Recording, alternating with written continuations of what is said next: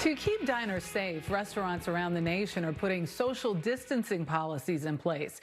In Virginia last night, one of the nation's best-known dining venues reopened with an inventive solution in place. Diners aren't very demanding, but who still contribute to the atmosphere. Ed O'Keefe has that story. World-renowned chef Patrick O'Connell thinks he's figured out how to recapture the magic of a full dining room at the Inn at Little Washington. Customers who don't pay or speak or move much either. This young man is proposing to the sweet young lady there. As he's proposing, which is something that happens here a lot, you have a sense that instead of just sitting there looking dumb, they are in action. Action is exactly what O'Connell craves. Reopening has never been in doubt for the Little Inn, tucked at the base of Shenandoah National Park.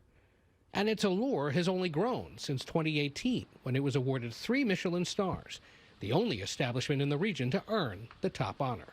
But for O'Connell, a lifelong theater fan, an empty dining room is an empty stage. I was working in restaurants all during school, studying theater, and I realized that living theater was where it was at. And then I fell in love with the idea of a dual theater, the kitchen versus the dining room. You had 2 plays running or a split screen.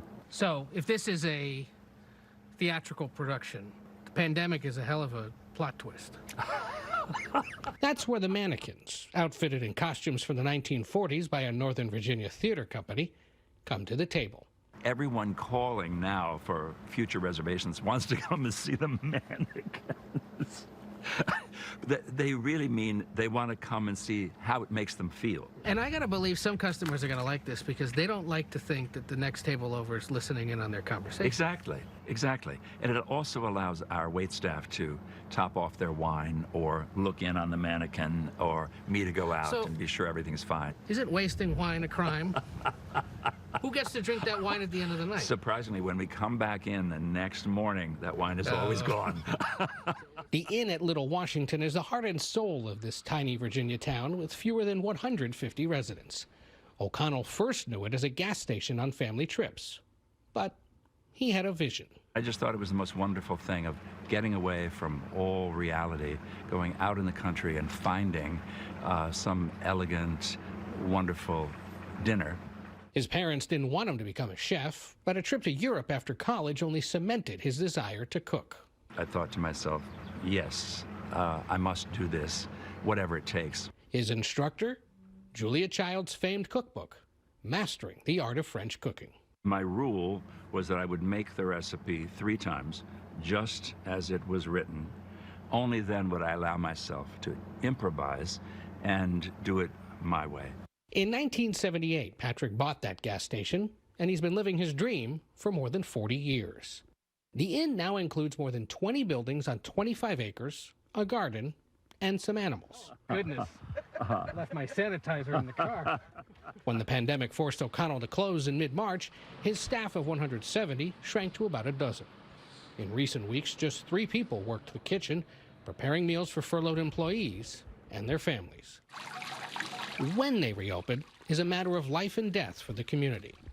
The food and lodging tax the Inn collects supplies 90% of the town's budget. While we're closed, the town has no income. And that makes reopening even more critical.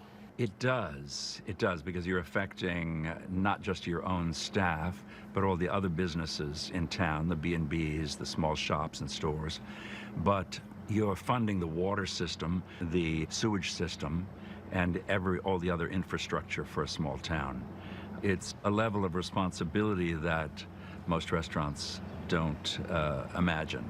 How do you think this is going to transform how Americans eat out? I think there's going to be a renewed appreciation for whatever a restaurant has to offer.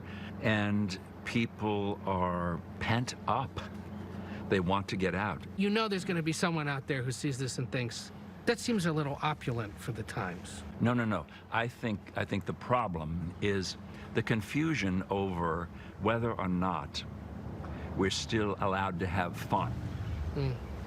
And I think the era that we've entered has confused a lot of people in that they don't know how to act they don't know how to be, and they're fearful not only of what they're dealing with, but of how they'll be judged by others.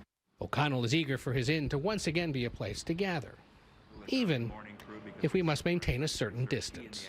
Someone said to me, restaurants might be the final frontier of human interaction. Restaurants are sort of the last bastions of trust, and they're kind of like a new religion, a sacred place, because food can't lie. You know when you put something in your mouth, if it's wonderful or it's not. And there's no getting around that. For CBS This Morning, Saturday, at O'Keefe, Washington, Virginia. I so agree with everything he said. I cannot wait to eat a big, sumptuous meal. I was worried that Ed wasn't getting his opportunity to partake, but there it was at the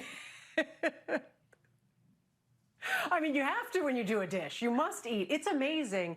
I didn't think about that idea that people might be worried about spending money on a meal like that. But if you're looking for the excuse, that town, 90%, they need that money. There's no doubt about it if that's the reason that you need to have in order to go.